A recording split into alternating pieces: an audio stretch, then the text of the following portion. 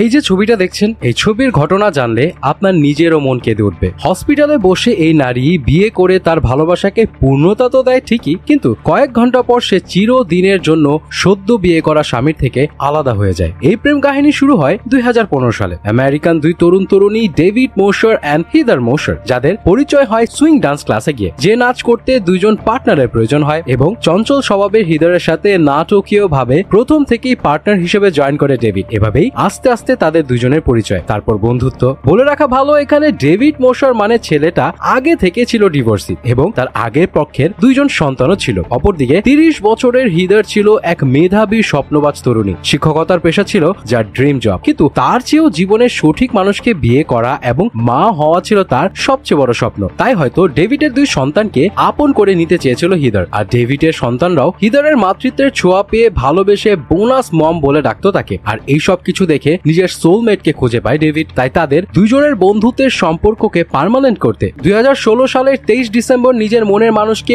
বিয়ের প্রপোজ করার জন্য হাতে রিং এন্ড ঘোড়ার গাড়ি সাজিয়ে হিদারের কাছে হাজির হয় ডেভিড। কিন্তু তাদের দুইজনের কেউই তখনও জানে না যে এক কঠিন বাস্তবতার সামনে পড়তে যাচ্ছে তারা, কারণ বেশ কিছু লক্ষণ নিয়ে ডক্টরের কাছে টেস্ট করাতে গেলে ডক্টর জানায় হিদারের শরীরে বাসা বেঁধেছে এক ভয়ঙ্কর ব্রেস্ট ক্যান্সার। সেদিন হিদারের মাথায় আকাশ ভেঙে পড়লেও সে হয়তো বুঝতে পারেনি তার ভালোবাসার মানুষ ডেভিড তার কঠিন রোগের কথা জানার পরও তাকে বিয়ের জন্য প্রপোজ করবে। কারণ হিদারের দুনিয়া ছেড়ে চলে যাওয়ার পর এক ইন্টারভিউতে ডেভিড জানায়, আমার শুধু মনে হয়েছিল এই কঠিন রাস্তায় সে একা নয়, বরং আমি তার সাথে থাকবো। ব্যাস, এরপরে সোজা ঘোড়ার গাড়ি করে হাঁটু গেড়ে নিজের ভালোবাসার কথা জানায় ডেভিড এন্ড হিদার তার সব বেদনা ভুলে সেদিন প্রপোজাল একসেপ্ট করে নেয়। কিন্তু নিয়তি হয়তো তাদের এই সুখ সহ্য করেনি, কারণ তার 5 দিন পরে ডক্টর জানায় হিদারের শরীরে ছড়িয়ে পড়েছে ট্রিপল নেগেটিভ ব্রেস্ট ক্যান্সার, যা মানবদেহে খুব দ্রুত ছড়িয়ে পড়ে। তবে ডেভিডের ভালোবাসা আর পরিবারের সাপোর্টে হিদার ওই কঠিন সময় লড়াই করার জন্য হসপিটালে ভর্তি হয়। ট্রিটমেন্ট নেওয়ার জন্য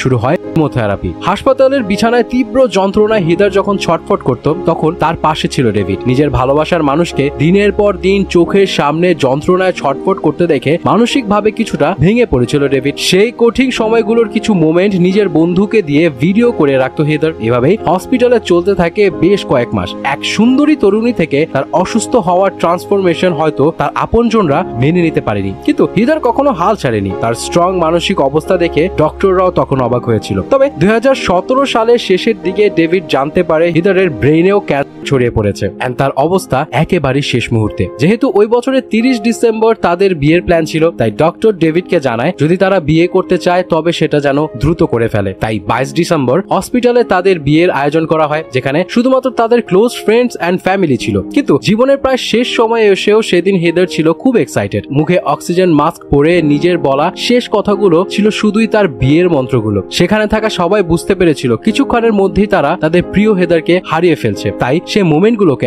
আঁকড়ে ধরার জন্য হিদার নিজেই তার উচ্ছ্বাস তুলে ধরেছিল। হয়তো সে তার সর্বশেষ শক্তি দিয়ে নিজের সবটুকু ভালোবাসা প্রকাশ করছিল ডেভিডের জন্য। এন্ড তাদের বিয়ে হওয়ার ঠিক 18 ঘন্টা পরেই 23 ডিসেম্বর পৃথিবীর মায়া ত্যাগ করে চলে যায় হিদার। তবে কাকতালীয় ভাবে সেই 23 ডিসেম্বরই তাকে প্রপোজ করেছিল ডেভিড। কঠিন বাস্তবের কাছে হয়তো হেরে গেছে হিদার, কিন্তু ভালোবাসার গল্পে এই দুই যুগল থাকবে চির অমর। ফাইনালি স্টার গল্পতে রিলিজ পেয়ে গেল মিউজিক ভিডিও না যাও, প্রেজেন্টেড বাই সাব্বাত বাই রিফা।